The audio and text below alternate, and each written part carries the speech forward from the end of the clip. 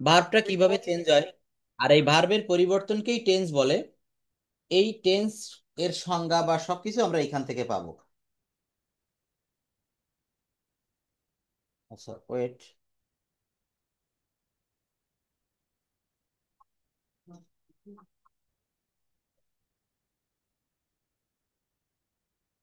আচ্ছা, এখানে আমরা ভার্ব ফর্ম গুলো পাচ্ছি: go, do, eat, write, speak, take. আমি এই শীটটা আপনাকে দিচ্ছি এখন, ক্লাস শেষে পাবেন। এখানে যে ভার্ব ফর্ম গুলো আছে এই ভার্ব ফর্ম গুলো আমাদের দৈনন্দিন জীবনে কথা বলতে গেলে প্রত্যেক দিন লাগে। ক্যাচ শব্দের অর্থ ধরা। আমি মাছ ধরি, আই ক্যাচ ফিশ। আমি মাছ ধরেছিলাম, তখন আমাকে V2 ফর্ম ব্যবহার করতে হবে, কট। তো আমরা এই যে তিনটা করে ফর্ম জানি, ক্যাচ, কট, কট, এটা হচ্ছে ভার্ব ফর্ম। তো এই তিনটা ফর্ম বাদে আমরা পাঁচটা করে ফর্ম জানবো, সেটার আলাদা একটা শীট দিব, তবে আগে এইটা আমরা মুখস্থ করব। ব্রেক মানে ভেঙে ফেলা। স্ক্রিন দেখতে পাচ্ছেন ক্লিয়ারলি? ব্রেক মানে ভেঙে ফেলা বা ভাঙা। Broke, broken. এই V3 অংশটা এটা ভয়েস চেঞ্জের প্যাসিভ মুডে কাজে লাগে, যে কোনো পারফেক্ট টেন্স করতে গেলে কাজে লাগে। তো এই ভার্ব ফর্মগুলো আমরা একটু মুখস্থ করব। আর আজকে প্রথম দিনে আমরা টেন্সটা নিয়ে একটু কথা বলে তারপর আমরা স্পোকেন ইংলিশে চলে যাব। প্রত্যেকদিন ক্লাসটা এমনভাবে থাকবে: 30 মিনিটস গ্রামার থাকবে, 30 মিনিট, আর 30 মিনিট থাকবে আমাদের স্পোকেনের জন্য। দেখবেন এটা বেশি ভালো হবে। তো বলা হচ্ছে কোনো কাজ সম্পাদনের নির্দিষ্ট অথবা অনির্দিষ্ট সময়কে টেন্স বলা হয়। ইংরেজি সেন্টেন্স গঠনের জন্য টেন্সের গুরুত্ব অপরিসীম। বলা হয়ে থাকে tense is called the mother of English language. আমাদের প্রত্যেকের যেমন মা থাকে, আমরা মায়ের গর্ভ থেকে এসেছি।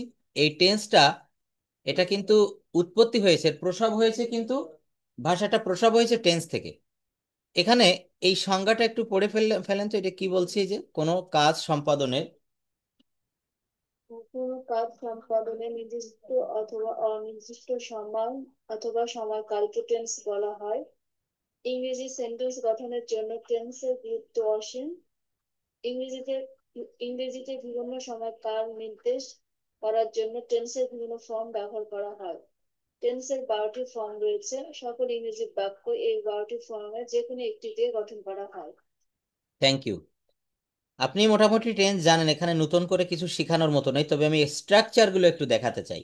কারণ আর আরেকটা বিষয়, আমি এই জায়গা থেকে অন্য জায়গায় যাচ্ছি একটু, সেটা হচ্ছে আমরা কি কি শিখবো, আমাদের কোর্স প্ল্যানটা কেমন হবে, আমরা কোন কোন আইটেমগুলো শিখলে দ্রুত এই ভাষাটা শিখে ফ্লুয়েন্টলি কথা বলতে পারবো, সেই কোর্স প্ল্যানটা একটু দেখাচ্ছি আপনাকে। তো তার ভিতরে প্রথমেই থাকবে হচ্ছে টেন্স। এবং প্রতিদিন আমরা যে কথাগুলা বলি টেন্সটা কিন্তু অবশ্যই থাকা লাগবে, এবং টেন্স না জানলে বা টেন্সটা ক্লিয়ার না করে আমরা কোনো জায়গায় যেতে পারবো না। আপনি ভয়েস চেঞ্জ বলেন, আপনি ন্যারেশন বলেন, আর্টিকেল বলেন, যাই বলুন না কেন, আমাদেরকে টেন্সটা খুবই কাজে দিবে। এই যে বলেছি tense is called the soul of English language, এটা রুহু বা আত্মা বলা হয়। তো আমরা ভাষাটাতে খুব ভালোভাবে দক্ষতা অর্জন করতে গেলে, কথা বলতে গেলে, আমাদের 12টি যে টেন্স আছে, এই 12টি টেন্সের প্রয়োজন হবে না। কি করতে হবে? আমাদেরকে 8টি টেন্স, 4টা বাদ দিয়ে দিলাম, থাকবে হচ্ছে 8টি। এই 8টি টেন্স কি কি, মানে কোন 8টি টেন্স জানলে আপনি ফ্লুয়েন্টলি কথা বলতে পারবেন, সেই 8টি টেন্সের ভিতরে একটি হচ্ছে প্রেজেন্ট ইনডেফ, মানে প্রেজেন্ট টেন্সের যে 4 প্রকার, প্রেজেন্ট টেন্সরা যে 4 ভাই, এদেরকে আমাকে জানতে হবে: present indefinite, present continuous, present perfect, present perfect continuous. আরেকটা জানতে হবে হচ্ছে পাস্ট ইনডেফিনিট এবং পাস্ট কন্টিনিউয়াস। আরেকটা জানতে হবে ফিউচার ইনডেফিনিট, ফিউচার কন্টিনিউয়াস। 12টা ফর্মই আমি আপনাকে দেখাবো, কিন্তু আমাদের এই 8 প্রকার ফর্ম, এটা আমাদেরকে খুব ভালোভাবে জানতে হবে। কোনো জড়তা রাখলে চলবে না, তাহলেই কিন্তু ফ্লুয়েন্টলি কথা বলা যায়। আর যে 4 প্রকার টেন্স আমি বাদ রেখেছি, এইটা স্পোকেন ইংলিশে বেশি একটা ব্যবহৃত হয় না। যেমন প্রেজেন্ট ইনডেফিনিট টেন্সে বর্তমানকালে কোনো কাজ করা হয়ে থাকে, অথবা অভ্যাসগতভাবে করা হয়, অথবা চিরসত্য কোনো কাজ বোঝালে তাকে প্রেজেন্ট ইনডেফিনিট টেন্স বলা হয়। সাধারণভাবে কোনো কাজ করা হয়, মিতু স্কুলে যায়, সে গান গায়, আপনার নাম হচ্ছে মারুফা, তাহলে মারুফা কাজটি করে, মারুফা মাছ ধরে, মারুফা ঘুড়ি উড়ায়, মারুফা ছবি আঁকে। বর্তমানকালে স্বাভাবিকভাবে যে কাজগুলো হয়, তো এটা আমরা সবাই জানি। এখন আমাদেরকে বেশি করে আমি বলেছি যে কথাটা মনে রাখতে হবে স্ট্রাকচার: সাবজেক্ট প্লাস ভার্বের V1 প্লাস এক্সটেনশন। আমরা এখানে অনেকে অবজেক্ট বলি, subject plus verb plus object, কিন্তু আমরা এটা এক্সটেনশন বলবো। অবজেক্টের জায়গায় 3টা জিনিস থাকতে পারে: অবজেক্ট থাকতে পারে, অ্যাডভার্বিয়ালস থাকতে পারে, আরেকটা হচ্ছে এক্সটেনশনের, মানে এই তিনটা জিনিস এখানে মেইনলি থাকবে। তো বলা হচ্ছে যে সাবজেক্ট কেমন, আই গো টু স্কুল, আমি স্কুলে যাই, কমপ্লিমেন্ট থাকবে, কমপ্লিমেন্ট, অ্যাডভার্বিয়ালস আর অবজেক্ট।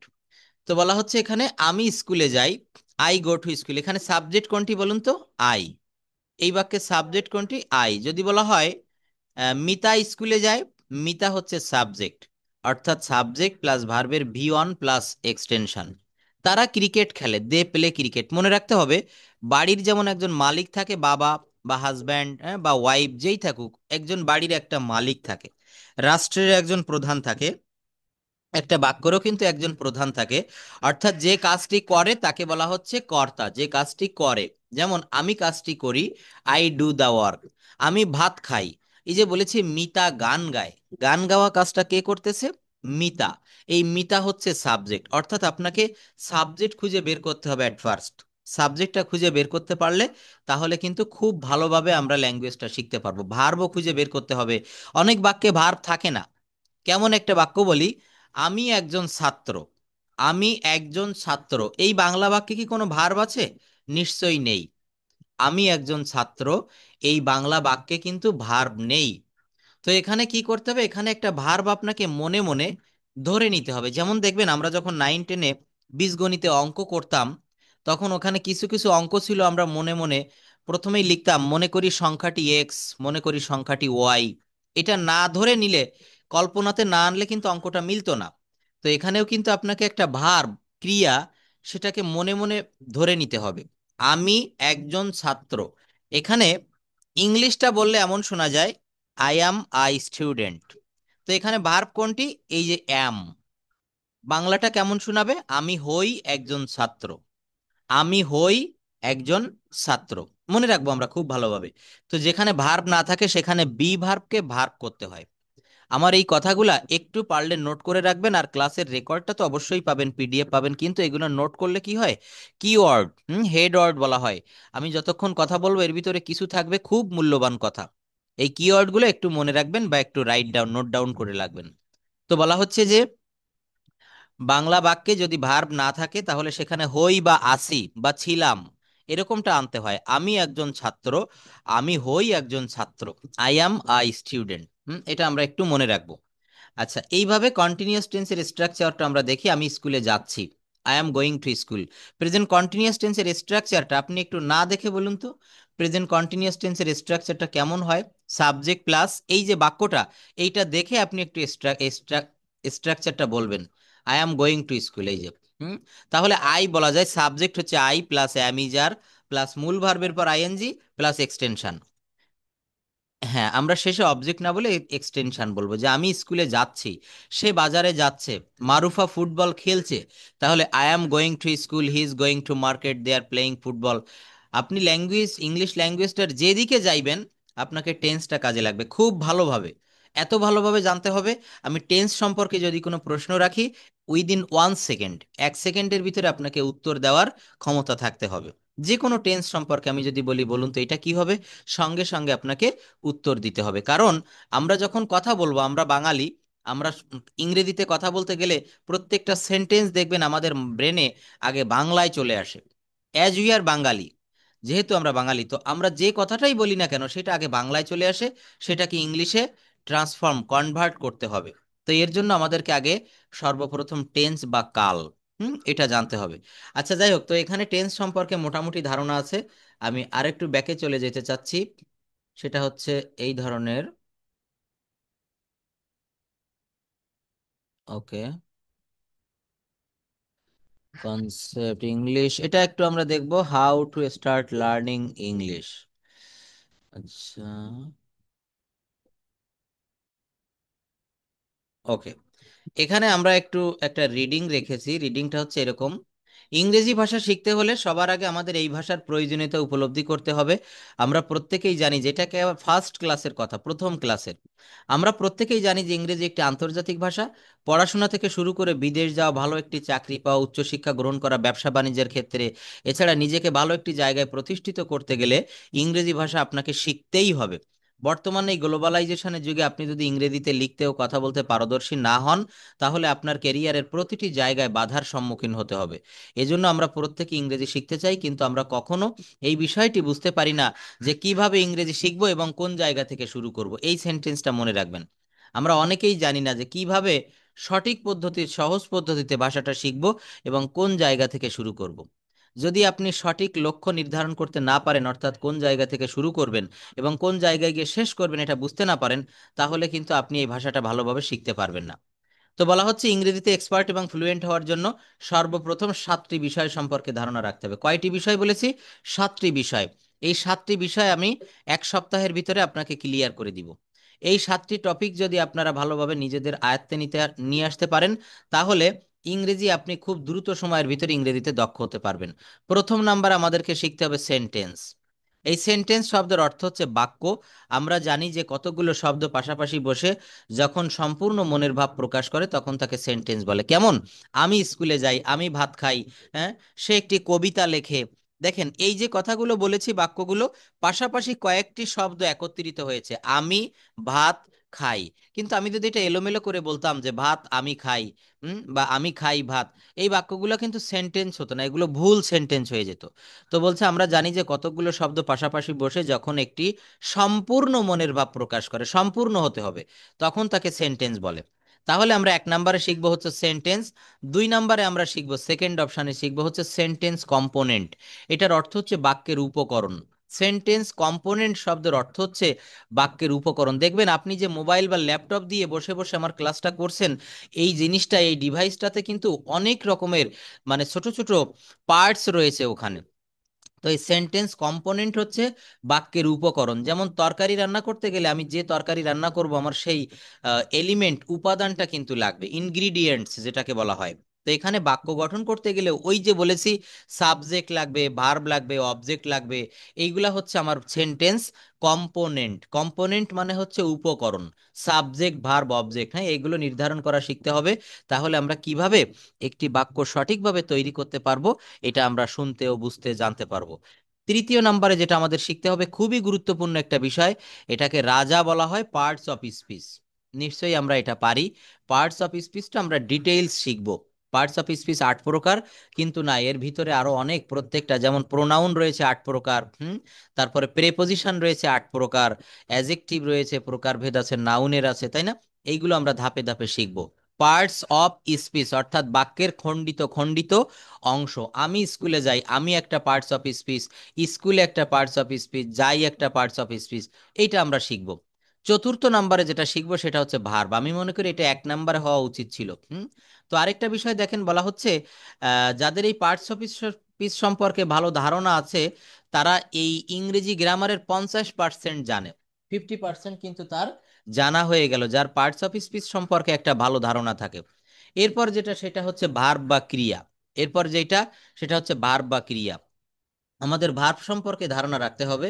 ভার্ব হচ্ছে এমন একটি শব্দ যা কোনো কিছু হওয়া, করা বোঝায়। ইংরেজি বাক্যে ভার্বের গুরুত্ব অপরিসীম। অর্থাৎ আপনি সাবজেক্ট ছাড়া বাক্য তৈরি করতে পারবেন, আপনি অবজেক্ট ছাড়া বাক্য তৈরি করতে পারবেন, কিন্তু কখনো ভার্ব ছাড়া বাক্য তৈরি করা সম্ভব না। সাবজেক্ট ছাড়া বাক্য হয়, যেমন আপনাকে বললাম ডু দা ওয়ার্ক, হ্যাঁ, তারপর বলি please give me a glass of water, দয়া করে আমাকে 1 গ্লাস পানি দিন। Sit down here, go there, come here, এগুলো হচ্ছে ইম্পারেটিভ সেন্টেন্স, এখানে সাবজেক্ট কিন্তু ওইভাবে থাকছে না। সাবজেক্ট ছাড়া বাক্য হতে পারে। অবজেক্ট বা কর্ম ছাড়া বাক্য হতে পারে। অবজেক্টের বাংলা হচ্ছে কর্ম। কেমন? আমি খাই, আই ইট, এখানে কি কোনো অবজেক্ট আছে? নেই। এখানে কিন্তু কোনো অবজেক্ট নেই। তো অবজেক্ট ছাড়াও বাক্য হয়, সাবজেক্ট ছাড়াও বাক্য হয়, কিন্তু ভার্ব ছাড়া কোনো বাক্য হয় না। মনে রাখতে হবে। তো আমরা চতুর্থ নম্বরে ভার্বের ব্যবহারটা দেখব। পঞ্চম নম্বরে যেটা দেখব টেন্স। এটা আমি প্রথমেই পড়াবো টেন্সটা, মানে একটু ধারণা দিব। তো টেন্স সম্পর্কে এখানে নতুন করে কিছু বলার নেই। বলা হচ্ছে যে এই 12 প্রকার টেন্স ভালোভাবে জানলে, 12 প্রকার লাগবে না, আমি 8 প্রকার বলেছি, এটা ভালোভাবে জানলে আমরা ফ্লুয়েন্টলি কথা বলতে পারবো। এরপর ষষ্ঠ নাম্বারে যেটা দেখবো সেটা হচ্ছে modal and semi modal verb. আমরা সব কথা কিন্তু টেন্স ব্যবহার করে বলতে পারি না। যেমন যদি বলা হয় আমি কাজটি করি, আই ডু দা ওয়ার্ক, কিন্তু যদি বলা হয় আমি কাজটি করতে পারি, তখন কি হবে?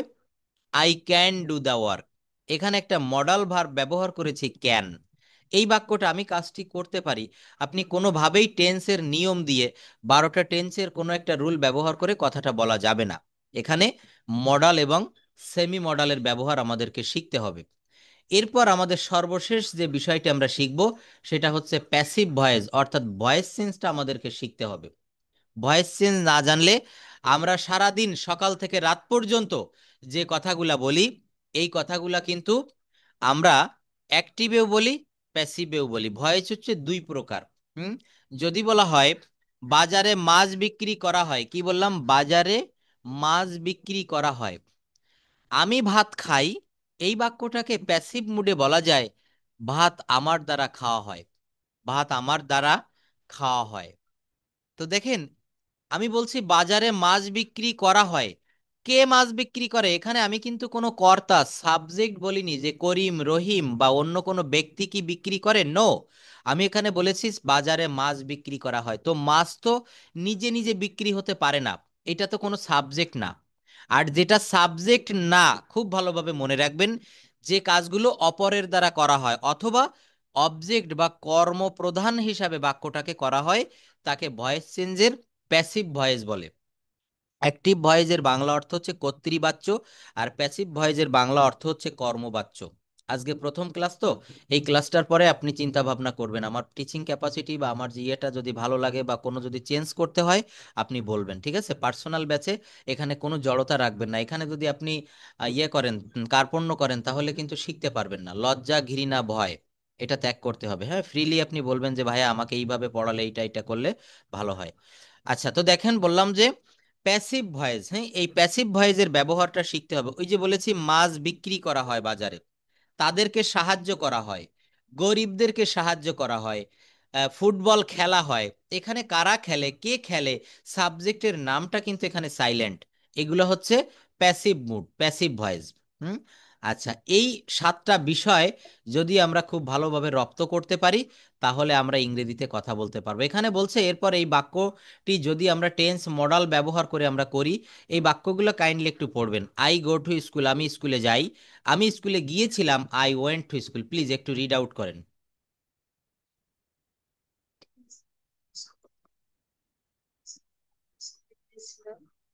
I will go to school, আমি স্কুলে যাব।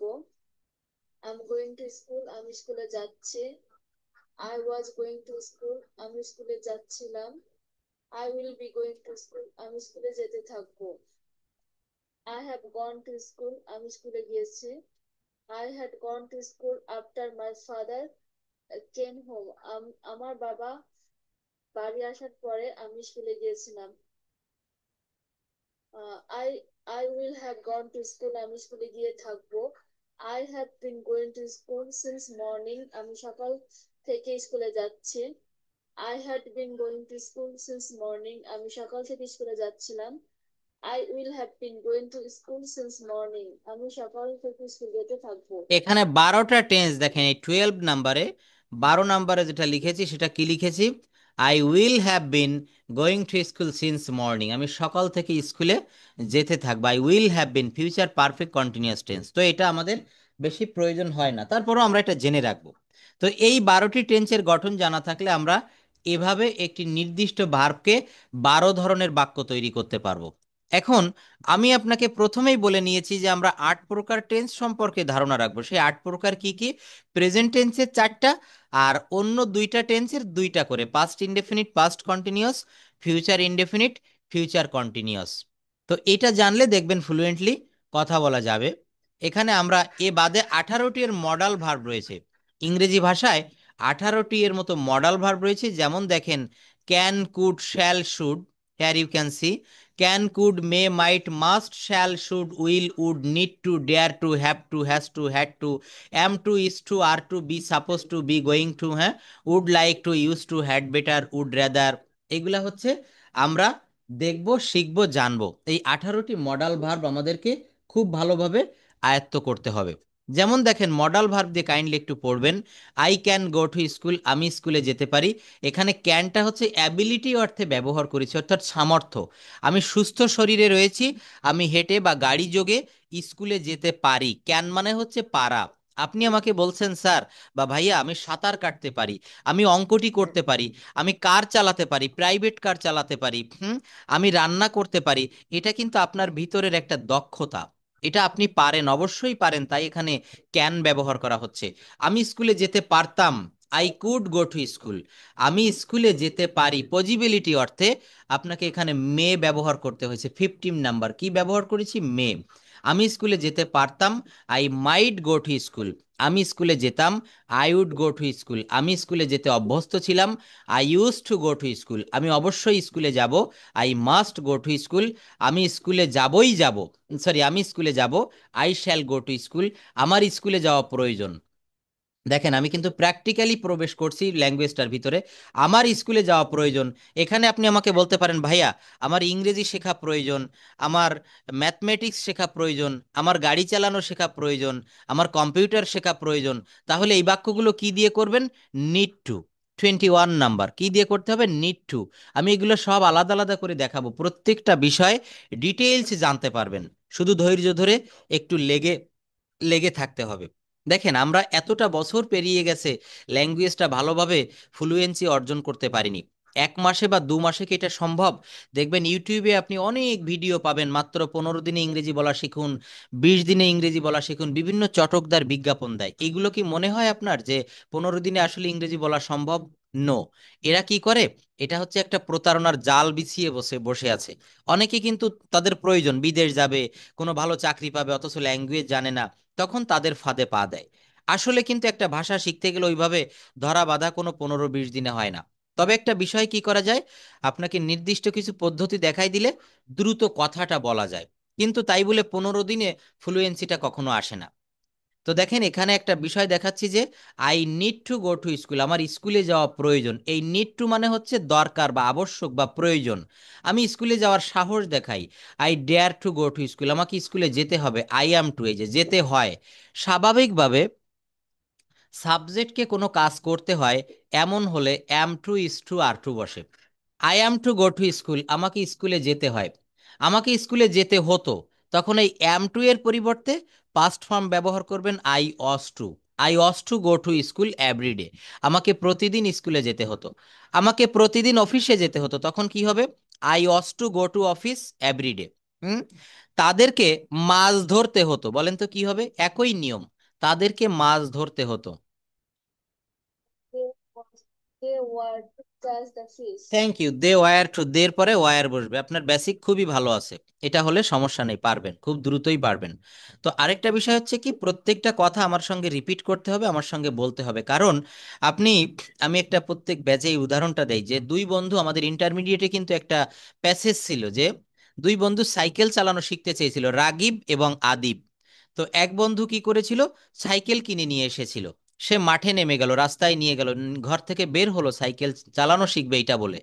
আর তার এক বন্ধু আদিব, সে কি করলো, how to ride a bicycle properly, কিভাবে সঠিকভাবে বাইসাইকেল চালানো যায়, চালানো শেখা যায়, এটার উপর একটা বই কিনে নিয়ে আসলো বাজার থেকে। এখন বলেন তো, দুই বন্ধুর ভিতরে কে সাইকেল আগে চালানো শিখবে, যে বন্ধু সাইকেল কিনেছে না যে বন্ধু বই কিনেছে? নিশ্চয়ই যে বন্ধু সাইকেল কিনেছে। আমাদের এই ইংরেজি ভাষা শেখাটা ঠিক এই উদাহরণের সঙ্গে মানাবে। তো যে বন্ধু সাইকেল কিনে নিয়ে আসলো, সে কিন্তু প্রতিদিন 2 ঘন্টা 3 ঘন্টা করে প্র্যাকটিস করে। তার বাড়ির পাশে স্কুলে একটি বড় মাঠ আছে, সেই মাঠে গিয়ে সে প্র্যাকটিস করে, সে সাইকেল চালানো শিখে গেল। 1 সপ্তাহের ভিতরে, 15 দিনের ভিতরে সে খুব ভালোভাবে সাইকেল চালাতে পারলো। অপরদিকে যে বন্ধু সাইকেল চালানো শেখা যায় এর উপর একটা বই কিনে নিয়ে আসলো, সেই বন্ধু 1 মাস হয়ে গেল, তখনও কিন্তু সে বইয়ের অর্ধেক চ্যাপ্টার পর্যন্ত শেষ করতে পারেনি। যে সে পড়তেছে, বই পড়তেছে, সাইকেলের বিভিন্ন পার্টস সম্পর্কে পরিচয় হচ্ছে, সাইকেল কিভাবে প্রথমে ঠেলে নিয়ে বেড়াতে হয়, কিভাবে সাইকেল পরিষ্কার রাখতে হয়, এই সেই পড়ে পড়ে সময় নষ্ট করতেছে। ঠিক দারুণ একটা উদাহরণ যে আমাদের ল্যাঙ্গুয়েজটা শিখতে গেলে ওই সবের কোনো দরকার নেই। আমাদেরকে কি করতে হবে, আমাদেরকে প্রথম থেকেই কথা বলা শিখতে হবে। এর মানে কোনো ব্যত্যয় ঘটালে হবে না। আমি যতটুকু এই যে এতক্ষণ দেখেন প্রায় 30 মিনিটের মতো আমি গ্রামারটা কম বেশি আপনাকে শিখিয়েছি, টেন্স এবং বা আমরা কিভাবে ক্লাসটা শুরু করব, কোর্স প্ল্যান বলেছি, এখন মডেল দেখতেছি। কিন্তু একটু পরে আমরা একটু কথাটা বলবো, আমরা প্র্যাকটিক্যালি এই জায়গাটায় আসবো। তো বলা হচ্ছে যে স্কুলে যেতে হয়, সাবজেক্টকে সাধারণভাবে কোনো কিছু করতে হয়, am to, is to, are to. আর করতে হয়েছিল, পাস্ট ফর্ম হলে কি হবে? অস টু বা ওয়্যার টু। অস টু বা ওয়্যার টু। আমার কোনো কথা না বুঝতে পারলে বলবেন। আচ্ছা, আমার স্কুলে যাওয়ার কথা, আমার কাজটি করার কথা, আমার তার সঙ্গে দেখা করার কথা, আমার মোবাইল কেনার কথা, আমার বাংলাদেশে যাওয়ার কথা। তাহলে এই বাক্যগুলোকে অ্যাম, ইজ, আর এরপরে সাপোজ টু ব্যবহার করতে হয়। প্লিজ, কি বলেছি? Suppose to. আমার স্কুলে যাওয়ার কথা, I'm suppose to go to school. আমার কাজটি করার কথা, I'm suppose to do the work. আমার কবিতাটি লেখার কথা, I'm suppose to write the letter. তার গল্পটি বলার কথা, he is suppose to tell the story. He is suppose to tell the story. অর্থাৎ দেখেন, যদি আপনি যে কোনো একটা স্ট্রাকচার জানেন, ওই স্ট্রাকচার দিয়ে আপনি শত শত হাজার হাজার বাক্য তৈরি করতে পারবেন, স্ট্রাকচার যদি আপনার জানা থাকে। তো এখানে স্ট্রাকচার জেনে একটা স্ট্রাকচার দিয়ে আপনাকে মিনিমাম 10টি বাক্য করতে হবে, 10টি, একটি দুইটি না। এটা করলে কি হবে? আপনার তাৎক্ষণিকভাবে ফ্লুয়েন্সিটা চলে আসবে। পড়াতে গিয়ে একটা অভিজ্ঞতা অর্জন করেছি, সেটা হচ্ছে এই ভাষাটা শিখতে চাইলে প্রথম কথা আপনাকে সময় দিতে হবে, একটা জেদ থাকা লাগবে যে আমি শিখবই। আর দ্বিতীয় কথা হচ্ছে প্র্যাকটিক্যালি আপনাকে কথা বলতে হবে। আজকে ঠিক আমি যে রুলগুলো শিখিয়েছি, এই রুলগুলো দিয়ে আজকেই আপনাকে কথা বলাবো। এইটা যদি করা যায়, তাহলে কিন্তু ভাষাটা দ্রুত শিখে ওই নেটিভ স্পিকারদের মতো কথা বলা যায়। একজন আমেরিকান দেখবেন, বাংলাদেশে কিন্তু ঢাকার গুলশানে আমেরিকান দূতাবাস রয়েছে। তো এই আমেরিকান দূতাবাসে এক এক সময় এক একজন রাষ্ট্রদূত থাকে, যেমন কিছুদিন আগে ছিলেন মার্শা বার্নিকট, তারপর ছিলেন আরো কি কি জানি। তো ওরা কিন্তু বাংলাদেশে এসে কম বেশি বাংলা ভাষাটা শিখে যায়। কেন শেখে? কারণ আমাদের ঢাকায় বড় বড় কনফারেন্স, কোনো মিটিং, কোনো অনুষ্ঠানে তাদেরকে ডাকা হয়, তারা অতিথি হিসাবে থাকে। তো বাংলা শুনতে শুনতে শুনতে শুনতে ওরাও কিছুটা শিখে যায়। তো আমরা ইংরেজি শুনেও শিখবো, আমরা ইংরেজি গ্রামার শিখে বলাও শিখবো। ওরা কিন্তু বাংলাদেশে এসে গ্রামার না শিখে শিখতে পারবে না। আপনি যেহেতু আমেরিকায় গিয়ে তাদের মতো করে ইংরেজিটা বলতে চাচ্ছেন, তো এখানে দুইটা আপনার জন্য সুবর্ণ সুযোগ। একটা হচ্ছে আপনি নিশ্চয়ই যখন বাসা থেকে বের হন, দেখবেন ওই দেশীয় কোনো লোক দেখলে, কোনো ভদ্র মহিলা, বা যদি আপনার কোনো পরিচিত বাসার আশেপাশে কেউ থেকে থাকে বা কোনো ফ্রেন্ড হয়ে থাকে, তাদের সঙ্গে আপনি কথা বলার চেষ্টা করবেন। আমেরিকা থেকে যারা আমার কাছে পড়ে, অনেকেই এই তথ্যটা দিয়েছে, সেটা হচ্ছে আমরা যেহেতু বাঙালি, আমরা কথা বললে আপনি যদি 50%ও বুঝাতে পারেন বা 80%, বাকি 20% ওরা কিন্তু বুঝে নেয়। ওরা কিন্তু, এবং দেখবেন ওরা খুব মডেস্ট, খুব ভদ্র। তো ওদের সঙ্গে কথা বলতে বলতে আপনার অনেকটা ফ্লুয়েন্সি চলে আসবে। আর বাদ বাকি গ্রামারটা তো আমি এখানে অবশ্যই দেখাচ্ছি।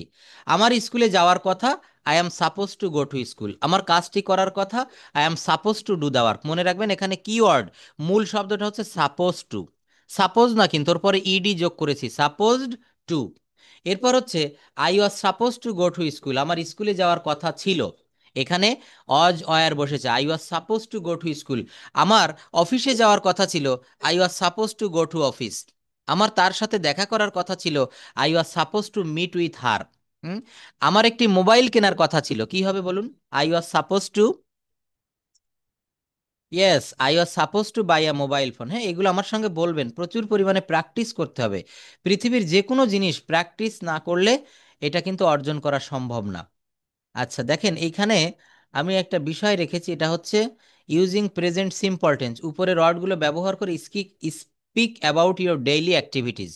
এখানে কয়েকটা ওয়ার্ড দিয়েছি, যেমন আমি যদি একটি স্যাম্পল অ্যান্সার দেখাই, তাহলে এমন হতে পারে subject plus verb plus extension. Get up মানে হচ্ছে ওঠা, ঘুম থেকে ওঠা।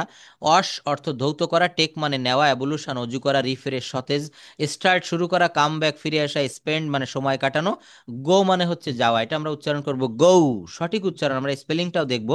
দুইটা অ্যাকসেন্টে কথা বলা হয় সমগ্র বিশ্বে, একটা হচ্ছে ব্রিটিশ অ্যাকসেন্ট, আর একটা হচ্ছে আপনার দেশের আমেরিকান অ্যাকসেন্ট। হুম। তো আমেরিকান অ্যাকসেন্টটা কিন্তু বর্তমান সারা বিশ্বে বেশি প্রচলিত। আচ্ছা দেখেন, এখানে আমি একটা জাস্ট ডেইলি অ্যাক্টিভিটিজের উপরে কয়েকটা বাক্য লিখেছি। এটা একটু কাইন্ডলি পড়বেন। আসসালামু আলাইকুম, good afternoon you all.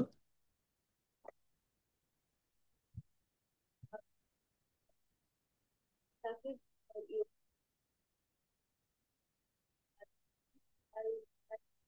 something about my daily activities.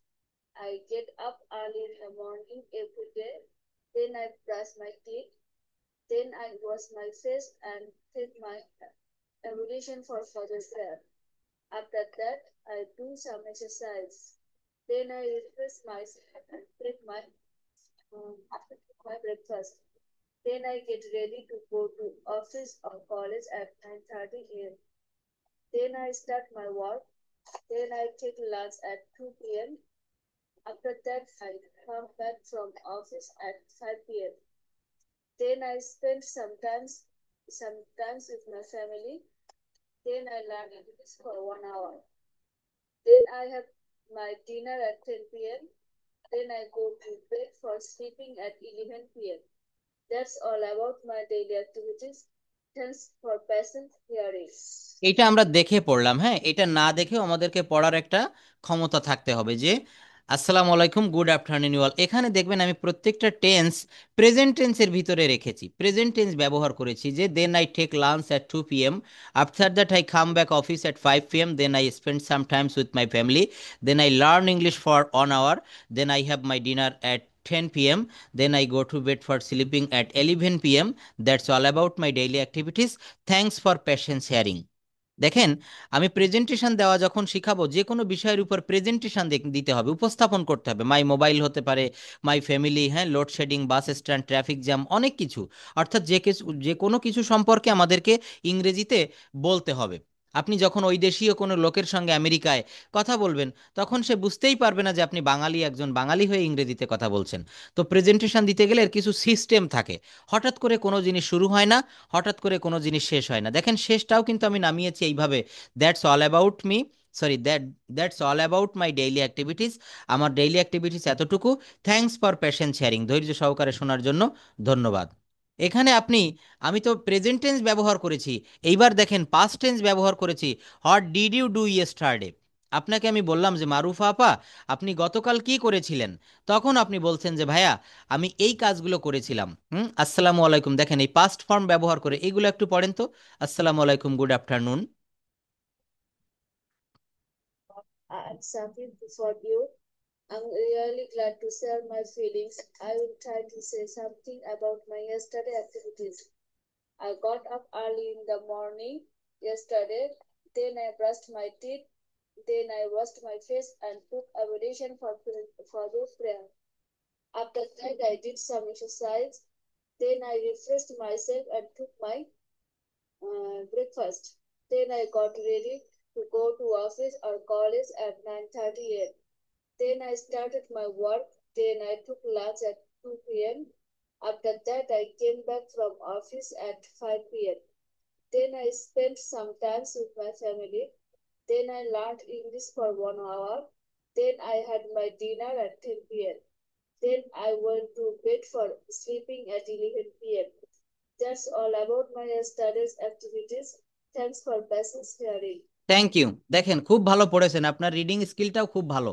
চারটা স্কিল আপনাকে আমি ডেভেলপ করাতে চাই: reading skill, writing skill, listening skill, এবং সর্বশেষ গুরুত্বপূর্ণ স্কিল স্পিকিং স্কিল।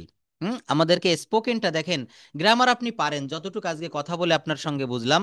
যেহেতু আপনি ইউনিভার্সিটির স্টুডেন্ট, ইউনিভার্সিটিতে চান্স পাইতে গেলেই তো ইংলিশে অবশ্যই ভালো হওয়া লাগে, তা না হলে কিন্তু তারা কোনো পাবলিক ইউনিভার্সিটিতে চান্স পায় না। তো অবশ্যই আপনার ইংলিশটায় দক্ষতা আছে, কিন্তু এখন ফ্লুয়েন্সিটা অর্জন করতে হবে খুব ভালোভাবে, এইটাই আপনি চাচ্ছেন। এবং এখানে এই যে টেন্স ব্যবহার করে, প্রেজেন্ট টেন্স ব্যবহার করে আমরা কথা বলেছিলাম, পাস্ট টেন্স ব্যবহার করে বলেছি।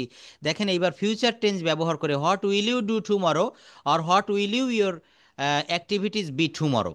আগামীকালকের আপনার কাজ কি হবে এটাও দিয়েছি, কাইন্ডলি একটু পড়বেন। হ্যাঁ, আমি যে ক্লাসটা নিব, ক্লাস শেষে সেই ক্লাস রেকর্ড এবং পিডিএফ সব আপনাকে আপনার হোয়াটসঅ্যাপে পাঠিয়ে দিব। আপনি সেভ করে রাখবেন আপনার ল্যাপটপ যদি থাকে, বা আপনার ফোন বা গুগল ড্রাইভে। সব বিষয়গুলো একটু সেভ করে রাখবেন প্রথম ক্লাস থেকেই, একটা গোছানো পদ্ধতিতে। দেখেন আমার এই ল্যাপটপে এখানে সব ক্লাসগুলো সাজানো। যদি আপনি 3 মাস আমার সঙ্গে লেগে থাকেন, সেই 3 মাস পর্যন্ত আপনাকে প্রত্যেকটা শিট ফাইল আমি সিরিয়াল মেনটেন করে দিব, কোনো এলোমেলো হবে না। আজকে যেমন টেন্স এবং প্রাথমিক ক্লাসটা শুরু করেছি, আগামীকাল আমার সেকেন্ড যে ক্লাসটা রয়েছে সেইটা দিব, থার্ড ক্লাসটা দিব। এখানে দেখেন সব কিন্তু আমি সাজিয়ে রেখেছি।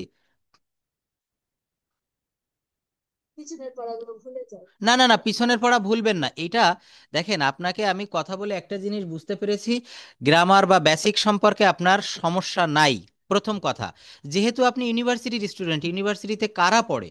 যারা মেধাবী তারাই। তো আপনি গ্রামার বা সব কিছুই পারেন, এখন আপনাকে ফ্লুয়েন্সিটা অর্জন করাতে হবে, কথা বলতে হবে, আপনাকে দিয়ে কথা বলাবো। আর যেটা বললেন যে পিছনের জিনিসগুলো ভুলে যাই, এটা ভুলবেন না, কারণ আমি একটা সপ্তাহে 3টা ক্লাস নিয়ে পরের সপ্তাহে আমি যে ক্লাসটা শুরু করব, ওই ক্লাসে যাওয়ার আগে আমি এই সারা সপ্তাহের ফিডব্যাকটা আমি 30 মিনিটের ভিতরে নিব। যেমন আজকে আমি টেন্স এবং মডেল সম্পর্কে, সেমি মডেল সম্পর্কে একটা ধারণা দিয়েছি। এটা 3টা 4টা ক্লাস হয়ে গেলে আমি আবার এই জায়গাটায় ফিরে আসব, যেন আপনার এটা রিভিশন হয়ে যায়। Are you okay? ওকে। তো এই যে বিষয়টা, এটা হচ্ছে আমরা এই পর্যন্ত ছিলাম। আর তারপর যে বিষয়টা সেটা হচ্ছে আমরা একটু টেন্সে চলে যাচ্ছি এবং আমরা একটু প্র্যাকটিক্যাল জায়গাটা একটু দেখি। আমি এই শীটটা আজকে তৈরি করতেছি আপনার জন্য, এখনো তৈরি করে পারিনি, তৈরি করার পরে আমি ছবি তুলে মানে আমি পিডিএফ করে দিয়ে দিব। যেমন আমরা ইংলিশের 26টা লেটারের উচ্চারণ একটু বলি, এটা সামনে নাই, স্ক্রিনে পাবেন না, আমি এমনি একটু বলছি। যেমন এ, আমরা এটা এ বলি স্বাভাবিকভাবে আমাদের বাঙালি যারা, কিন্তু এটা কি এ হবে? এটা হবে এই, এই। হুম। আচ্ছা, আমরা বি বলি, এটা ঠিক আছে, সি বলি, ডি বলি। এখানে 26টা লেটারের ভিতরে কয়েকটা লেটার আপনাকে একটু ভালোভাবে উচ্চারণ করতে হবে, এটা স্ক্রিনে পাচ্ছেন না, আমি এটা তৈরি করে তারপর আপনাকে পাঠিয়ে দিব এখন। যেমন আমরা এই বলবো, এই। আমরা যে একটা বর্ণ রয়েছে হচ্ছে যে, এটাকে আমরা বলবো যেই, যেই। হুম।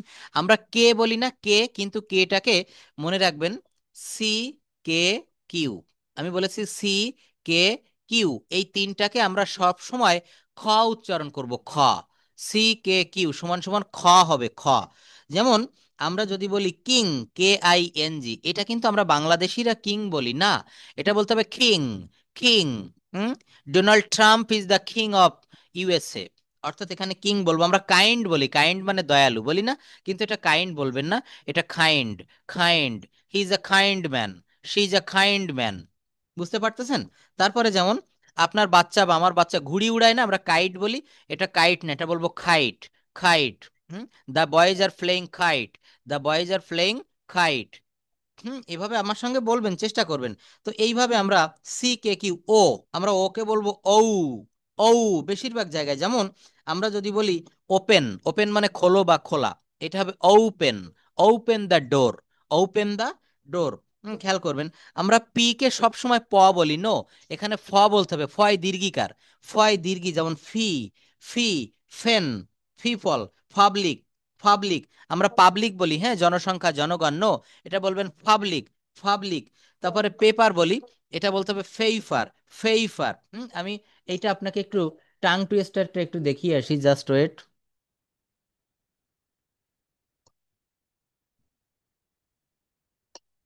ওকে।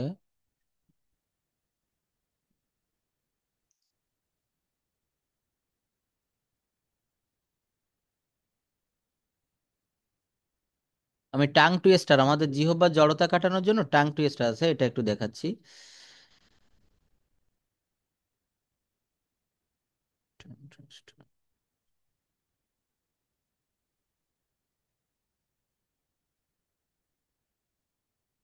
টাং টুইস্টার,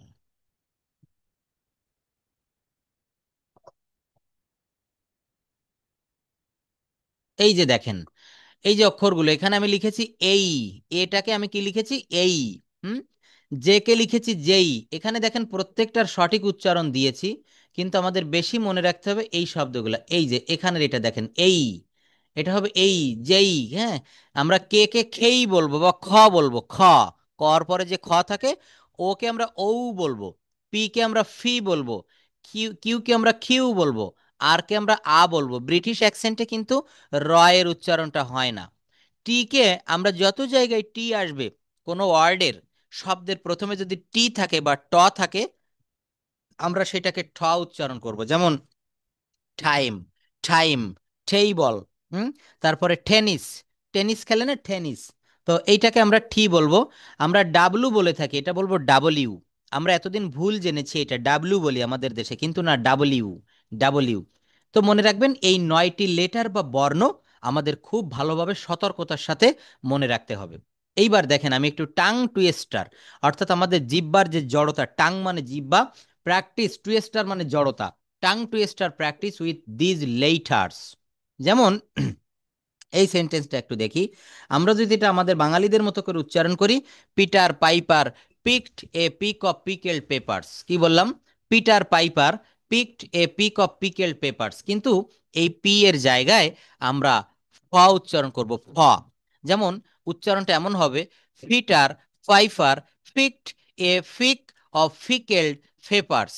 প না বলে আমরা ফ বললাম।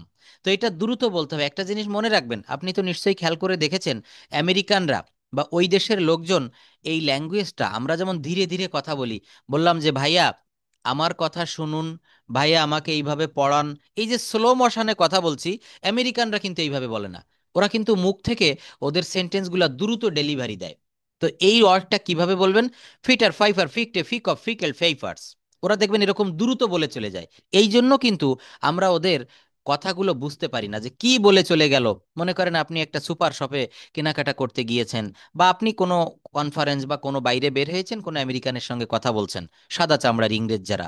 তো দেখবেন ওরা কিন্তু এই দ্রুত বলে যাওয়ার কারণে আমরা এগুলো ভালোভাবে বুঝতে পারি না। তো এখানে কি বললাম? ফিটার ফাইফার ফিকটে ফিক অর ফেইফার্স। তারপরে দ্বিতীয় সেন্টেন্সটা রয়েছে, pick pocketing in public transport portrays a painful picture.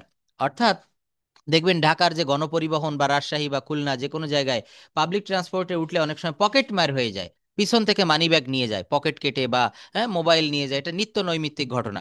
তাই বলছে যে গণপরিবহনে পকেট মার খুব একটা দুর্বিষহ চিত্র। তো এই যে বলছে পিক পকেটিং মানে পকেট মার ইন পাবলিক ট্রান্সপোর্ট গণপরিবহনে পোর্ট্রেইটস এ পেইনফুল পিকচার, খুব একটা বেদনাদায়ক চিত্র সৃষ্টি করে। তো এই বাক্যটা আমরা কিভাবে বলবো? Pick pocketing in public transport portraits a painful picture. Hmm, দ্রুত বলে চলে যাবেন। এটা আমি পাঠিয়ে দিব, এই শীটটা প্র্যাকটিস করবেন বাসায় বসে। হ্যাঁ, pick pocketing in public transport portraits a painful picture. অর্থাৎ আমি কেবল বলেছি এই ইংরেজি ভাষাটা খুব দ্রুত বলতে হয়, ফাস্ট ল্যাঙ্গুয়েজ। এই জন্য এই ভাষাটা শিখে, এই ভাষাটা জেনে আমরা দ্রুত বলার চেষ্টা করব। আর আপনি যদি অ্যাকসেন্ট, উচ্চারণের যে ভঙ্গিমা, উচ্চারণ ভঙ্গিটা যদি একটু ফলো করতে পারেন আর একটু দ্রুত বলতে পারেন, দেখবেন আপনার কথাগুলাও ওই আমেরিকানদের মতো শোনা যাবে। Am I right? ইয়েস। আপনি বলবেন, হ্যাঁ আমাকে ফলো করবেন, আমাকে হেল্প করবেন, আমি শুধু বলবো আপনি শুনবেন, এটা হবে না। ল্যাঙ্গুয়েজটা শিখতে গেলে আপনাকেও কিন্তু কথা বলতে হবে। আমি সেই জায়গাটায় আসতেছি, এখন আপনাকে দিয়ে প্র্যাকটিস করাবো। আচ্ছা, তো তারপর দেখেন এখানে বলছে the 33 thieves thought that they thrill the throne throughout Thursday. এটা আমরা দ্রুত বলি, এই টি এর জায়গায় সবগুলো ঠ বলবো। The 33 thieves thought that they thrill the throne throughout Thursday, fixer of prominent poet Phoebe Shelley portrays the perfection of poetry arena. Mr. Tongue Twister tried to train his tongue twist and turn to later tea. Hmm? এই যে দেখেন বলছে mister tongue twister, এই যে mister tongue twister, এটা mister tongue twister tried, এটা বলবো tried to train his tongue to twist and learn to letter T. অর্থাৎ টাং টুইস্টার নামক একজন ব্যক্তি তার জিহ্বাকে বারবার টি কে ঠ বলার জন্য, ট না বলে ঠ বলার জন্য প্র্যাকটিস করাইতেছিল। হুম। এইভাবে এখানে প্রত্যেকটা সেন্টেন্স আপনি একটু পড়বেন। এটা পড়লে প্রচুর পরিমাণে কাজে দিবে। প্রথম দিন থেকেই কিন্তু আপনি সঠিক শুদ্ধ উচ্চারণ শিখতে পারবেন। তো যাই হোক, এখানে যে লেটারগুলো বেশি শিখবেন, এ, জেই, খেই, ও, পি, ফিউ, হ্যাঁ এগুলো আমি দিয়েছি, এগুলো একটু বেশি করে দেখতে হবে। অ্যাসপিরিয়েটেড সাউন্ড, যেমন আমরা যদি বলি পেন্সিল, দেখবেন আপনি আপনার সন্তান পেন্সিল ব্যবহার করে লেখার ক্ষেত্রে, এটা পেন্সিল বলবো না, এটা বলবো ফেন্সিল, ফেন্সিল। হ্যাঁ, কিন্তু আমরা ফেন্সিলও বলবো না, আমেরিকানরা এটাকে বলে হচ্ছে ফেনসল, ফেনসল, কিন্তু আমরা লিখতে হবে PENCIL।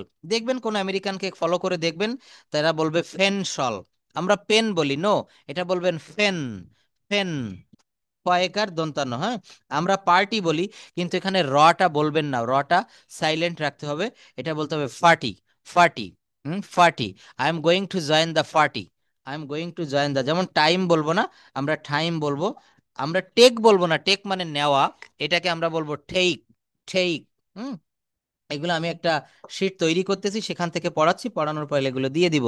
যেমন আমরা টেল বলি, হ্যাঁ টল, TALL, টল, টল মানে লম্বা, নো, এটা বলতে হবে tall, tall. He is a tall boy, he is a tall boy, mister Karim is a tall boy, mister Karim is a tall man. এইভাবে উচ্চারণগুলো একটু ঠিক করেন, দেখবেন 1 মাসের ভিতরে আপনার কথাগুলো আমেরিকানদের মতো শোনাবে। বিশ্বাস রাখতে হবে, হ্যাঁ, কনফিডেন্স রাখতে হবে। আপনি পারবেন, অবশ্যই পারবেন। আমি এটা খুব খুশি যে আপনি ইউনিভার্সিটি থেকে লেখাপড়া কমপ্লিট করেছেন। ইউনিভার্সিটির স্টুডেন্ট, পাবলিক ইউনিভার্সিটি আর ন্যাশনাল ইউনিভার্সিটি, নিশ্চয়ই তফাৎটা কোথায় আপনি খুব ভালোভাবে জানেন। তো যাই হোক, এখানে আপনি এগুলো প্র্যাকটিস করবেন। যেমন আমরা টাউন বলি, যে আমি গ্রাম থেকে আজকে টাউনে যাচ্ছি, টাউন। যেমন আমি এখন আজকে আমার গ্রামের বাড়িতে বসে আছি এই মুহূর্তে, গ্রাম থেকে ক্লাসটা করছি। তো এটা আমি যদি বলি যে আমি রাস্তায় বের হলাম, আমি টাউনে যাচ্ছি, কেউ যদি বলে হোয়ার আর ইউ গোয়িং নাও, তো আমি বলবো I am going to town now, I am going to town now, I am going to town now. Hmm, এই টাউনকে আমরা টাউন বলবো। অর্থাৎ কথাগুলো এমনভাবে প্র্যাকটিস করব যেন আমি কথা বললে আর একজন নেটিভ ইংলিশ স্পিকার কথা বললে তফাৎটা খুব বেশি না হয়। এর জন্য আমাদেরকে এই উচ্চারণগুলো, আমি এগুলো সব আপনাকে ধীরে ধীরে প্রোভাইড করব। একদিনে হবে না, মনে রাখবেন, Rome was not built in a day. এটার অর্থ হচ্ছে একদিনে কোনো কাজ হয় না। Rome was not built in a day. আমরা আরো একটি ইম্পর্টেন্ট জিনিস আপনাকে আমি শিখাবো। দেখবেন প্রায়ই আমরা কনফিউজড হয়ে যাই, কোথায় আমরা দি উচ্চারণ করব আর কোথায় আমরা দা উচ্চারণ করব, কোথায় দি বলবো আর কোথায় দা বলবো, কি এরকম কনফিউশন হয় না? আছে, অবশ্যই আছে। হ্যাঁ হ্যাঁ। তো আমরা এটা ভুল ভাল বলে থাকি কিন্তু, যে কোথায় দি হবে আর কোথায় দা হবে। তো এখানে বলা হচ্ছে দি এর উচ্চারণ দি হবে নাকি দা হবে, এই ধরনের প্রশ্ন আমরা খুব সহজেই একটা টেকনিক দিয়ে মনে রাখতে পারি। সেই টেকনিকটা হচ্ছে, মনে রাখবেন, দাদির সিভি। দাদি আছে না, দাদা দাদি বাড়িতে, তো মনে রাখবেন দাদির সিভি, এই বাক্যটা মনে রাখবেন, দাদির সিভি। কেমন? কনসোনান্ট, এই যে দাদির সিভি বলেছি, দা, দা থাকলে হবে হচ্ছে দা দির সিভি। অর্থাৎ সি সমান সমান হচ্ছে দা, আর ভি সমান সমান হচ্ছে দি। অর্থাৎ যদি কোনো শব্দের প্রথমে কনসোনান্ট থাকে, কনসোনান্ট যেমন পেন, এখানে যদি আপনি দা মানে দি ব্যবহার করেন, তো এটার উচ্চারণ হবে দা, দা ফেন। কারণ এই পিটা হচ্ছে একটা কনসোন্যান্ট সাউন্ড। আপনি বলার আগে বা লেখার আগে, উচ্চারণ করার আগে আগে একটু ভেবে নিবেন যে আমি যে শব্দটা বলতে চাচ্ছি, এটা কনসোন্যান্ট সাউন্ড আছে প্রথমে নাকি ভায়েল সাউন্ড আছে। যেমন যদি পেন হয়, এটাকে যদি বলতে চান যে কলমটি, তখন বলতে হবে দা ফেন, দা ফেন। ম্যাঙ্গো, ম্যাঙ্গো মানে আম, ম্যাঙ্গো লিখতে গেলে এম লাগে, এমটা হচ্ছে কনসোন্যান্ট সাউন্ড, দা ম্যাঙ্গো হবে। হ্যাঁ। আর এই যে এমটা কনসোন্যান্ট, এই কনসোন্যান্টকে বলা হয় প্রথমে লিখতে গেলে সি লাগে, সি। আর এই সি এর আগে হচ্ছে দা বসে, মানে কনসোন্যান্টের আগে দা বসে, ভাওয়েলের আগে দি উচ্চারণ হয়, দি বসে। এই জন্য বলা হচ্ছে দাদির সিভি। দাদির সিভি, কনসোন্যান্টের আগে দা আর ভাওয়েলের আগে হচ্ছে দি উচ্চারণ করতে হবে। যেমন ডিম, ডিম। তো এই যে এর ইংরেজিটা হচ্ছে এগ। আপনি যদি মনে মনে বলতে চাচ্ছেন যে ডিমটি, আমি ডিমটি খেয়েছিলাম, I ate, I ate the egg. The, এখানে দা বলবেন না, এখানে দি বলবেন, আই এট দি এগ। আমি আপেলটি খেয়েছিলাম, আমি আপেলটি খেয়েছিলাম, I ate the apple, I ate the apple. দেখেন এটা প্রায় কিন্তু ভুল হয়ে যাচ্ছে। তো আমাদের অভ্যাস হয়ে গেছে দা বলতে বলতে। তো এটা মনে রাখবেন, কনসোনেন্টের আগে দা বলবেন আর ভাওয়েলের আগে দি বলবেন। খুব ভালো কিন্তু এগুলো, আর এই যা বলছি সব রেকর্ড হচ্ছে। আমি রেকর্ড ক্লাসটা আপনাকে দিয়ে দিব একটু পরেই, কোনো সমস্যা হবে না। দেখবেন পিডিএফ ফাইলটাও পাবেন। আর আমি তো প্রথমেই বলেছি যে এই যে পার্সোনালি দেখেন যাদেরকে পড়ায়, আপনি অনেক টাকা দিয়ে প্রত্যেক মাসে আমার কাছে পড়ছেন, এক্সট্রা সুবিধা তো থাকবেই, তাই না? আপনি পড়তে বসেছেন, কোনো ওয়ার্ড মিনিং পারছেন না, কোনো সেন্টেন্স তৈরি করতে পারছেন না, আমি হোমওয়ার্ক দিয়ে দিব আজকে। এগুলো যখনই পারবেন না আমাকে ফোন দিবেন বা হোয়াটসঅ্যাপে নক দিবেন, আমি আপনাকে সঙ্গে সঙ্গে কাজগুলো দেখাই দিব।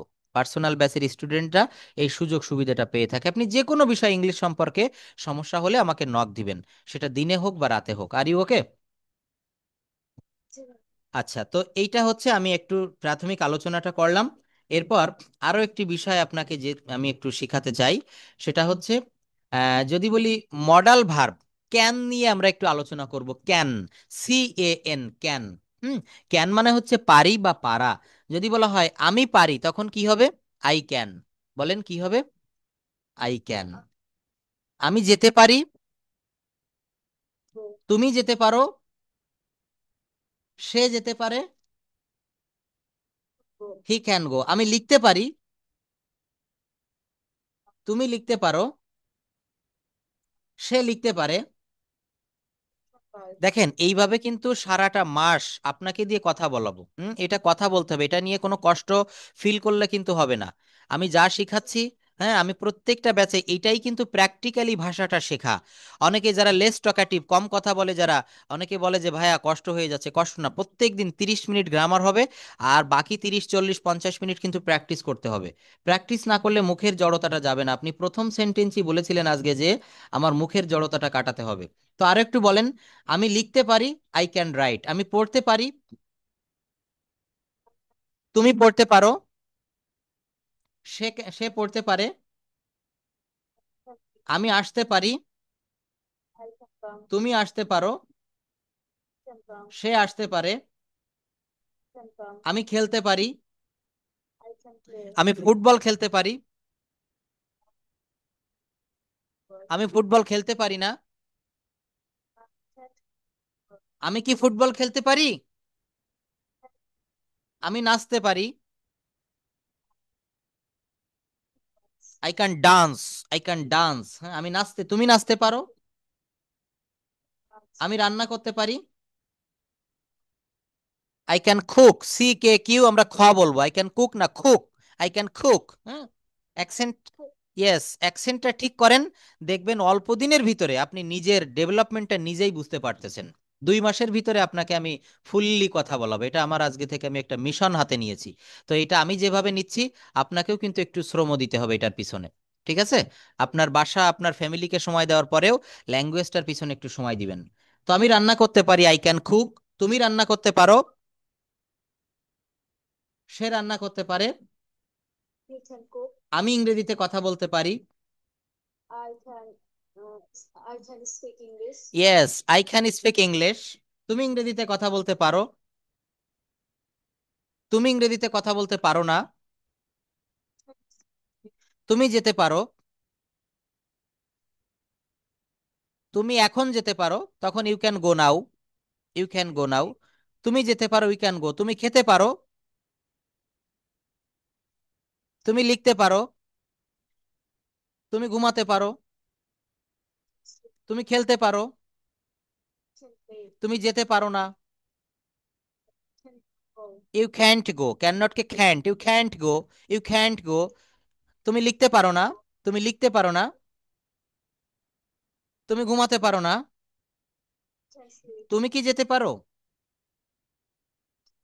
হ্যাঁ আমি যেতে পারি।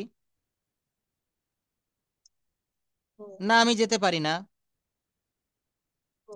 No I can't go, no বলতে হবে, না আমি যেতে পারি না, নো আই ক্যান্ট গো। কেন No, তুমি, I কেন তুমি যেতে পারো? uh, কেন তুমি যেতে পারো না?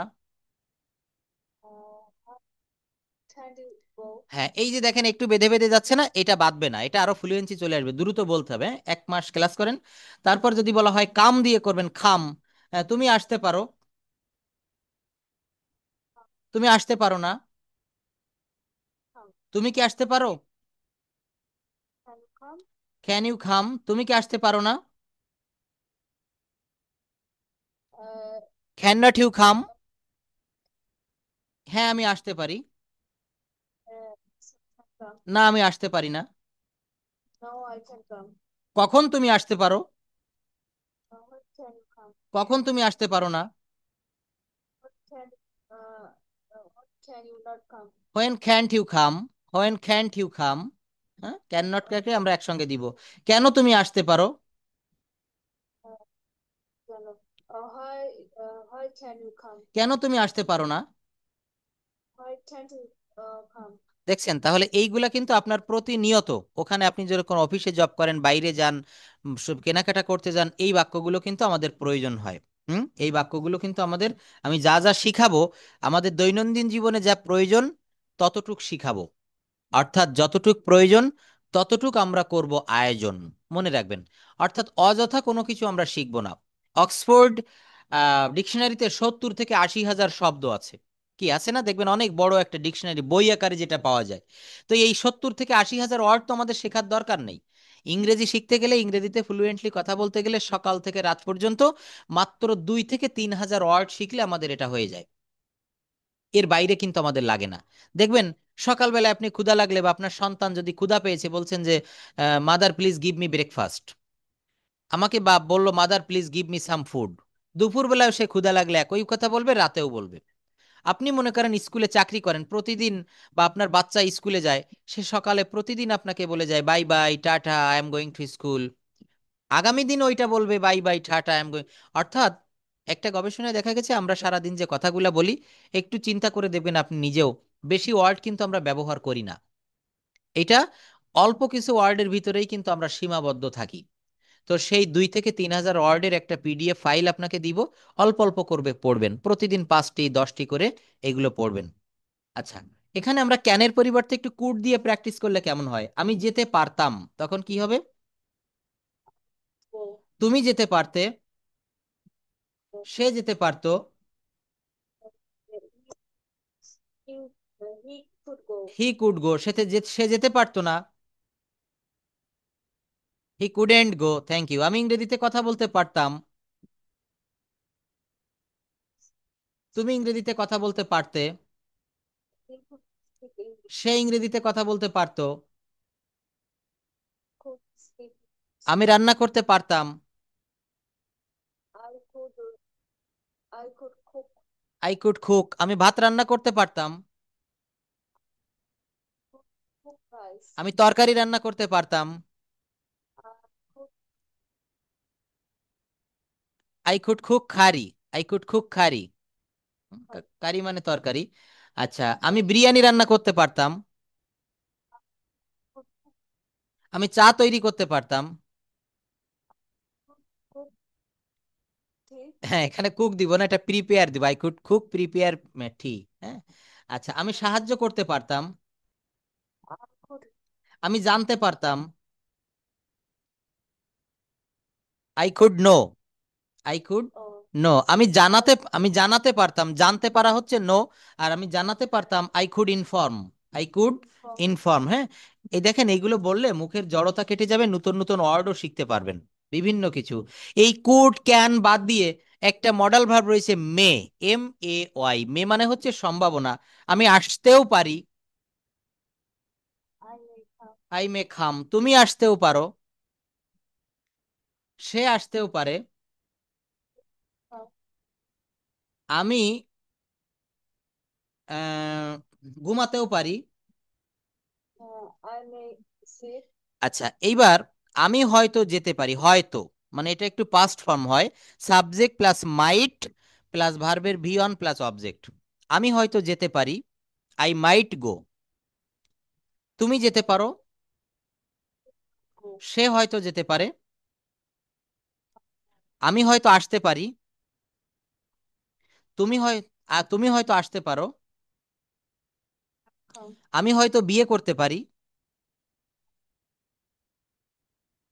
ইয়েস আই মাইট ম্যারি বললে হবে, তুমি হয়তো বিয়ে করতে পারো, Might. Might. মেরি, সে হয়তো বিয়ে করতে পারে, আমি শিখতে পারি, শিখতেও পারি, তুমি শিখতেও পারো, সে শিখতেও পারে। তাহলে এটা হচ্ছে মাইট দিয়ে করলাম, মাইট কিসের ব্যবহার করেছি বলেন? মাইট, মে, মাইট, শ্যাল, শুড, উইল, উড, এইগুলা দিয়ে করতে হবে। এরপর একটা রুল দেখবো, subject plus have to plus V1। কি বলেছি বলেন? Subject plus have to plus V1, subject plus have to plus V1। I have to go, আমাকে যেতেই হবে, তোমাকে যেতেই হবে, ইউ হ্যাভ টু গো, তাকে যেতেই হবে, হি হ্যাজ টু গো, আমাকে ইংরেজি শিখতেই হবে, বলেন কি হবে? আমাকে ইংরেজি শিখতেই হবে, আই হ্যাভ টু, তোমাকে ইংরেজি শিখতেই হবে, তাকে ইংরেজি জানতেই হবে, লার্ন Learn. ইংলিশ, শিখতেই হবে, লার্ন Learn. ইংলিশ। হ্যাঁ, Learn. আমাকে রান্না করতেই হবে, I কুক, তোমাকে রান্না করতেই হবে, could. আমাকে শুরু করতেই হবে, আমাকে কাজটি শুরু করতেই হবে, The word. The work. তাহলে কি মুখের জড়তা এভাবে যাবে? বিশ্বাস হয়? অবশ্যই যাবে, কনফিডেন্স রাখতে হবে, 100-তে 100 রাখতে হবে। হ্যাঁ, এটা আরো জোরে বলতে হবে, জি অবশ্যই যাবে। আচ্ছা, তো এইভাবে এটা তো কেবল শুরু করলাম, অ্যাডভান্স লেভেলের আরো অনেক কিছু করব। তো একদিনে হবে না, হ্যাঁ, Rome was not built in a day. আমি আপনাকে কিছু বাড়ির কাজ দিচ্ছি সামান্য একটা, যদি হাতে সময় থাকে এই কাজটা একটু করবেন। এটা হচ্ছে tense related, sorry wait a bit, tense related কিছু বাক্য। সূর্য পূর্ব দিকে উদিত হয়, পাখিরা আকাশে উড়ে, গোলাপের গন্ধ মিষ্টি, তোমরা ভাগ্যবান, সূর্য পশ্চিম দিকে অস্ত যায়, ঘোড়ার শিং আছে, তুমি কি তাকে চেনো, তুমি কি চা পান করো, তোমার একটি পাখি আছে, তোমরা শক্তিশালী। প্রত্যেকটা বাক্য টেন্সের ভিতর থেকে আমি নিয়ে এসেছি। এইগুলো আপনি লিখেও আমাকে দিতে পারেন, অথবা আপনার হোয়াটসঅ্যাপে ভয়েস রেকর্ডের যে অপশন রয়েছে এইটাতে আপনি ক্লিক করে আপনি এগুলো বলবেন, বাংলা বলবেন। সূর্য পূর্ব দিকে উদিত হয়, the sun rises in the east, পাখিরা আকাশে ওড়ে, the birds fly in the sky. হ্যাঁ, বুঝিনি। এটা হচ্ছে কি আপনার হোমওয়ার্ক, এইগুলো আপনি করে আমাকে পাঠাবেন। এখন আপনি এগুলো লিখেও আমাকে পাঠাতে পারেন ইংলিশ সেন্টেন্সগুলা, অথবা আপনি ভয়েস রেকর্ড করেও আমাকে পাঠাতে পারেন, আমি শুনে দেখব, ভুল হলে আমি কারেকশন করে দিব। এই ডে ওয়ানটা আপনি করবেন, এই দেখেন ডে ওয়ান রয়েছে, ডে টু, এখানে 25টা ডে রয়েছে, একটা রয়েছে ডে টু। হ্যাঁ, তো এইগুলো আপনি যে কোনোভাবে, আপনার হাতে যদি অনেক সময় থাকে আপনি লিখে পাঠালেও হবে, আর যদি আপনি মুখে বলে রেকর্ড করে পাঠাবেন ফোনে ভয়েস রেকর্ড অপশনে হোয়াটসঅ্যাপে, এটা করে পাঠালেও হবে। অর্থাৎ আপনার যদি হাতে কম সময় থাকে আপনি রেকর্ড করে পাঠাবেন। গোলাপের গন্ধ মিষ্টি, বাংলাটা বলবেন, ইংলিশটাও বলবেন। The roses, the smell of the roses is sweet. হ্যাঁ, তোমরা ভাগ্যবান, ইউ আর লাকি। এইগুলো বলবেন, তাহলে টেন্সটা আপনার প্র্যাকটিস হয়ে যাবে। ঠিক আছে, একটু সময় দিবেন। আর আজকের প্রথম ক্লাসটা তো, এটা কেমন লাগলো আমাকে হোয়াটসঅ্যাপে জানাবেন, বা কোনো সুবিধা অসুবিধা থাকলে সেটাও আপনি আমাকে জানাবেন। That's all for today, see you in the next class. আসসালামু আলাইকুম। বুঝতে পেরেছেন আমি কি বলেছি ক্লাসটিতে? আচ্ছা, কোনো বিষয়ে কোনো সমস্যা হলে কার্পণ্য না করে আমাকে আপনি ডিরেক্ট জানাবেন, ঠিক আছে? যেহেতু পার্সোনাল, আপনি একাই পড়ছেন, এখানে কিন্তু আর কেউ আপনার সঙ্গে ক্লাস করিনি।